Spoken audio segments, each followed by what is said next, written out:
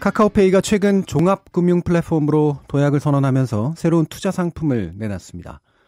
크라우드 펀딩을 기반으로 하는 투자 서비스를 선보인 건데요. 이 투자 서비스는 출시한 지 만 하루도 지나지 않아서 당일 준비했던 상품이 완판될 정도로 뜨거운 관심을 보이고 있습니다. 하지만 위험성을 전혀 배제할 수 없다라는 우려의 목소리도 나오고 있는데요. 핀테크 지원 센터장이시죠. 서강대 정유신 기술경영대학원장과 말씀 나눠보겠습니다. 안녕하십니까? 네, 안녕하세요.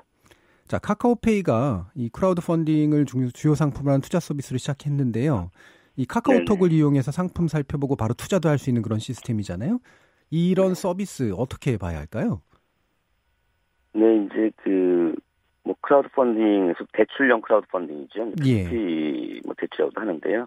P2P 금융 플랫폼 사업이 이제 이때까지는 해왔어요. 그런데 규모도 누적으로 지금까지 한 4조 원 좀 늘긴 했는데, 그동안은 이제 투자한 분들이 한 30만 명 정도 그렇게 있었습니다. 근데 이번에 이제 카카오톡, 카카오페이하고 이제 제휴를 했는데, 카카오페이가 2,800만이거든요, 고객이. 예. 그래서 거기 플랫폼에 들어와 있는 고객을 비교해보면 지금까지 했던 P2P 투자자들 대비 한 90배에서 100배. 이렇게 많은 거기 때문에 굉장히 많은 그런 잠재 투자층으로 연결이 됐다는 점에서 좀 의미가 상당히 있다고 생각합니다. 예. 이게 말씀하신 것처럼 카카오페이가 이용자도 되게 많고, 사실은 이용하고 있는 인터페이스나 이런 것들이 되게 편리해서 바로 이제 상당히 확산될 수 있는 그런 가능성이 있을 것 같은데, 말씀하신 P2P 대출, 전에도 이제 계속해서 얘기가 있고 우려도 있고 그랬던 거긴 하잖아요. 근데 보니까 요번에 대출 전문 업체, P2P 대출 전문 업체인 피플펀드하고 제휴를 맺었다고 하는데, 이 내용에 대해서도 좀 간단히 설명 부탁드릴까요? 많은 업체들이 있죠. 예. 피플펀드도 이제 P2P 그 업계 한 업체고요. 대출 규모로만 보면 한 3천억 정도, 2위 정도 합니다. 예. 그래서 이제 은행, 전북은행이라는 건 이제 제도금융이죠. 예. 대출 상품 구조화해서 온라인상에서 이제 파는 업체로 돼 있고요. 예. 지금 P2P 이런 부분은 이제 규정상이나 이런 쪽에 좀 취약한 부분들이 있기 때문에 여러 가지 좀 주의할 점은 좀 있는데, 일단 우리가 중금리 대출이라 해가지고 일반 싸게 금리를 얻으려는 분들, 또 상대적으로 높은 어떤 건 투자처를 찾는 분들, 이런 거 플랫폼 통해서 연결해 주는 것이니까, 그런 점에서 또 장점이 있는 측면도 있고요. 예. 그러면 이게 이제 우리가 흔히 P2P 대출하면 그냥 생각하기에는 그냥 돈을 빌려줄 사람, 그다음에 빌려받을 사람을 은행에 매개 없이 그냥 연결해 주는 거, 이렇게 생각을 하는데, 사실은 그렇지만은 않은 거죠. 지금 이런 방식이라고 하는 건. 플랫폼을 통해서 하는 거니까 이제 은행이나 이런 것처럼 점포에 가서 하는 건 아니죠. 온라인상에서 하는 거니까 이제 연결은 되는데, 직접 정해진 어떤 그런 상품 구조를 통해서 그걸 이해하고 인지하게 되면 투자자가 바로 들어가서 만나게 되는 거죠. 예. 지금 카카오페이가 그러면 이제 이런 피플펀드하고 제휴를 통해서 이제 투자 상품 자체를 이제 되게 편하게 중개하고 편하게 만나게 해주는 이제 그런 방식의 거래인 것 같은데, 관심이 상당히 좀 뜨거웠던 것 같아요. 물론 이제 종류는 많지는 않지만 상품 4종이 일단 완판됐다고 하는데요. 이건 어떤 현상으로 봐야 될까요? 그러니까 이제 기존에 지금도 있는 그런 P2P 어떤 그런 대출형 크라우드 펀딩 그런 상품들은 아까도 말씀드렸지만 이제 아직까지 인지도가 이렇게 좀 높은 건 아니고, 카카오페이나 카카오톡은 거의 전 국민이 다 쓰는 거잖아요. 잠재적으로 굉장히 많은 그런 고객들 확보하고 있는 거고, 이미 카카오페이 예컨대 플랫폼이라고 그러면 이제 아까 2,800만이라고 말씀드렸는데, 이미 본인 주민등록번호하고 계좌 통해서 인증을 이미 받은 분들이죠. 이미 고객이 돼 있는 분들은. 그렇죠. 그렇기 때문에 이제 P2P 같은 기존의 어떤 그런 상품 경우에는 그 사이트에 들어가서 새로 들어가는 분들 다 새로 본인 인증 절차를 해야 되거든요. 근데 그런 게 이제 필요 없는 거고, 그만큼 이제 편리한 거죠. 이미 고객도 돼 있는 상태에서 들어가는 거니까. 그리고 또 카카오페이 같은 경우는 이미 이제 은행과 가상 계좌가 다 연결이 돼 있는 거죠. P2P 같으면은 이제 또 들어갈 때 각각 또 이렇게 또 열어야 되는데, 그래서 이제 그런 의미에서 볼 때는 굉장히 좀 편리한 새로 하는 것 대비, 그래서 이제 잠재 고객도 굉장히 많고. 이미 이제 본인 절차 다 돼 있기 때문에, 이제 편리한 그런 측면, 그리고 또 이제 카카오페이의 인지도가 높은 측면, 이런 것들이 같이 이제 아울러지게 되다 보니까, 이번에처럼 이렇게, 빠르게 완판되는 그런 현상이 나온 것 같습니다. 예. 일단 이용의 편의성 그리고 사실은 이런 부분에 대한 수요가 잠재되어 있었다고 봐야 될 이제 그런 거겠죠. 그렇습니다. 예. 예.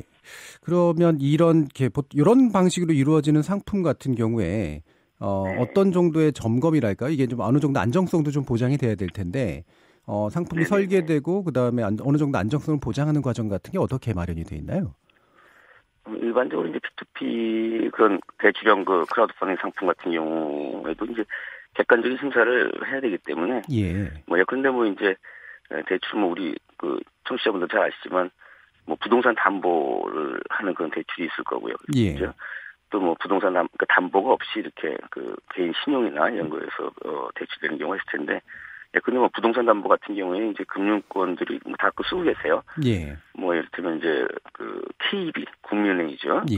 이전에 KB 국민은행 그 부동산 시세 같은 것들이 있는데 이런 걸 통해서 이제 그 감정 평가를 할 수도 있고 개인 같은 경우는 신용 평가를 해주는 기관이 있습니다. KCB라 해서 코리아 크레딧 뷰로라든지 나이스 신용 평가 회사 같은 그런 객관적인 평가 기관들이 있거든요. 예. 그 평가가 나오게 되면 그거에 따라서 그러니까 리스크가 있을 거 아니겠습니까? 예.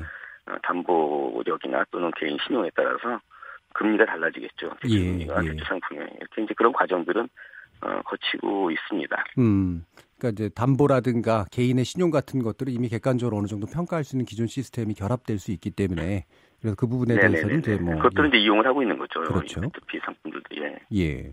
근데 이제 흥미로운 게 보니까요. 이 상품 수익률이 이제 10% 정도에 육박한다고 나오고요. 근데 원금 손실 가능성은 매우 낮다. 이렇게 좀 돼 있어요. 근데 이게 너무 좋은 말은 또 안 좋은 얘기잖아요. 그래서 이게 가능한 건가 이런 식의 좀 의구심이 들 수 있을 것 같은데요. 이제 그런 부분들은 대출 상품에 투자하시는 분들이 충분히 이제 꼼꼼히 읽어보시고 다 이제 해야 된다고 생각을 하고요. 예. 우리 일반적으로 생각하는 건 이제 수익이 높으면 위험도 큰 거죠. 우리 하이 리스크 하이 리턴이라고 그러고. 예. 그런데 수익률 10%는 상당히 높은 편인데 원금 손실 가능성이 낮다는데 이게 맞나 이런 생각하실 수 있잖아요. 예. 그래서 좀 그런 부분들 상품이 어떤 건지 좀 자세히 보셔야 되는데 일단 이제 이런 그 대출형 크라우드 펀딩 그 대출 상품 같은 경우는 일반적으로 이제 저축은행이나 또는 캐피탈사들 있지 않습니까? 거기서 하는 그 상품하고 이제 비견된다고 보게 되면 이도 지금 저축은행이나 캐피탈 상품 그 평균 현재 한 15%에서 한 20% 정도? 이 정도 이제 그 수익이 나온다고 하고 있고요. 평균 부도율이 보통 한 5에서 8% 정도 이렇게 돼요. 그러면 이제 빼보면 한 7%에서 10% 정도 나오니까 대략 이제 비슷할 수는 있겠다. 왜냐하면 또 이 플랫폼을 이용하면 사람 인건비라든지 그 점포 운영비라든지 이런 게 안 들잖아요. 그러니까 이제 그런 부분들을 좀 빼면 크게 이제 무리가 있는 건 아닌데 그럼에도 불구하고 아까 말씀하신 것처럼 이제 수익이라든지 위험 관계는 같은 관계니까 수익이 높으면 예상 수익이 높으면 이제 그만큼 부도 또는 부실화될 위험이 있는 거죠. 그런 부분들은 꼼꼼히 좀 챙겨 보셔야 되는데 아까 말씀드린 것처럼 경우에 따라서는 담보가 있는 그런 상품 물건도 있고 담보가 없이 그냥 개인 신용에 의해서 하는 것도 있잖아요. 그래서 그런 것들을 좀 보시면서 판단을 하셔야 될 것 같습니다. 예. 일단 고객들도 좀 잘 들여다봐야 될 그런 필요가 있을 것 같은데 혹시 이제 이런 부분은 좀 피해가 우려될 수 있으니 조심해야 된다라고 좀 이렇게 조언해 주실 부분 같은 건 혹시 있으신가요? 그 상품 자체 위험이 있을 수가 있고요. 지금 저 이제 말씀드렸지만. 그래서 이제 어떤 상품이냐, 같은 대출 상품이라 하더라도, 그러니까 대출 상품에 투자하시는 거거든요. 이게 아까 담보력이 있는 거면, 담보가 있는 거면 담보력이 얼마큼 있는 거냐.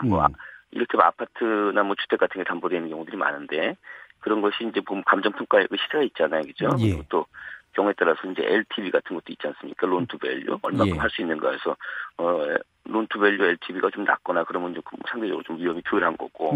이제 그런 부분을 갖다 이제 상품 자체 위험이 얼마큼 있는지. 개인 신용에 의한 대출이면은 그 개인들 분들의 또 소득 수준이라든지 그런 게 있잖아요. 그 풀에. 그런 게 다 나와 있습니다. 그래서 그런 걸 보실 필요가 있고요. 이건 어떤 상품의 그 위험 말고 운영하는 그런 회사의 위험이 있을 수도 있겠죠. 그래서 이제 빅펀드다 그러면 이제 빅펀드라는 회사에 이제 위험이 있을 수가 있는 거죠. 운영하다가 또 어떤 위험이 생길 수가 있으니까. 그런 것들 좀 같이 볼 필요가 있는 거죠. 그래서 뭐 아까 피프펀드 같은 경우에는 이제 은행이랑 뭐 제휴가 돼 있잖아요. 예. 근데 뭐 전북은행이라든지 이제 그런 부분들은 어떻게 잘 체크가 되는지 이런 것도 좀 보실 필요가 있습니다. 예. 그 보니까 피플펀드가 이제 그런 담보 상품 같은 경우에 이중 담보라는 형태를 좀 만들어서 약간 복잡하게 이제 상품을 구성한 것 같은데 네. 이 부분은 이제 소비자가 딱 들여다보기 이게 뭐지라고 이제 이해를 잘 못한 상태에서 투자가 일어날 수도 있지 않을까요? 네, 전에 한번 그런 게 있었던 것 같은데요. 예. 그러니까 이제 이중 담보는 이제 뭐 근데 개인 신용 뭐 이렇게 의해서 이렇게 대출 상품을 만들었다고 할 때 뭐 개인이 한 명이 아니고 여러 명일 거 아니겠습니까? 그래서 예. 이제 상품이 뭐 원래는 한 뭐 어떤 뭐 2년이다 이렇게 있는데 6개월 정도 지나가지고 그게 다 소진됐다라든지 하게 되면 다시 또 만들 경우에 뭐 사람에 따라서는 그 기간이 겹치는 경우가 뭐 있을 수가 있어요. 예. 그런 부분들이 이제 이게 좀 문제가 있는 거 아니냐 했는데 이제 이런 그 대출형 크라우드 펀딩, P2P 이런 부분들은 아직까지 법으로 딱 규정이 되어 있는 게 아니어서. 그러게요. 예컨대 감독 당국이 이제 이런 게 좀 명확하지가 않다. 그러면 이제 감독 당국이 유권 해석을 내리거나 어떤 규정에 따라서 이제 그걸 갖다 어떻게 뭐 판단을 하고 경우에 따라서 페널티를 주고 뭐 이래야 되는데 그 규정이 명확하지가 않으니까 이제 그 검찰에 수사를 의뢰할 수가 있고 이제 그런 거거든요. 그래서 예. 이런 부분들이 이제 조금 규정상으로 불비된 부분들, 충분하게 되지 않은 부분들이 있기 때문에 이런 부분들은 좀 이렇게 봐야 되는데 그 부분은 지금 상황에 난 상품들은 이제 아니죠. 예. 이 금감원의 입장을 보면은 뭐 일단은 이제 지속적으로 모니터링을 하겠다. 그러니까 당장 무슨 어떤 조치를 취하지는 않겠다라는 그런 입장인 것 같은데요.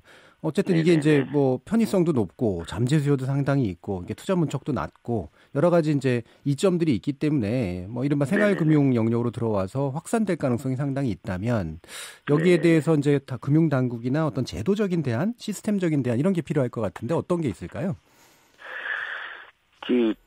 뭐 지금 이제 금융위원회하고 이제 금융감독원이 공동으로 만든 그 뭐 P2P 가이드라인이라는 게 있습니다. 뭐 예를 들면 뭐 P2P 회사 아까 두 가지 위험이 딱 했는데 회사 위험이 있을 수 있잖아요. 영업금융상에 그래서 P2P 회사가 이제 뭐 자기 이익을 위해서 뭐 대출한다든지 물론 그러지 않겠지만 또 투자자 뭐 한도 뭐 투자자가 이제 한 회사에 대해서 투자를 갖다가 뭐 2천만 원 뭐 이렇게 있으면 뭐 이런 거 제대로 지키고 있는지 이제 가이드라인 같은 게 있거든요. 그래서 이런 부분들을 이제 해서 제대로 지키는 좀 체크해 보는 부분들 이런 것들을 이제 지금 갖고 있는데 규모가 지금 계속 커지게 되고 지금도 이제 4주 정도 있지만 뭐 이런 그 카카오페이 또는 카카오톡을 통해서 어떻게 보면 이게 금융 플랫폼이거든요. 그렇죠. 전에는 하나의 사이트에 gat해서 개별적으로 가던 것이 이제는 종합적으로 많은 그런 그 고객을 갖고 있는 플랫폼상에서 다양하게 뭐 이제는 이런 그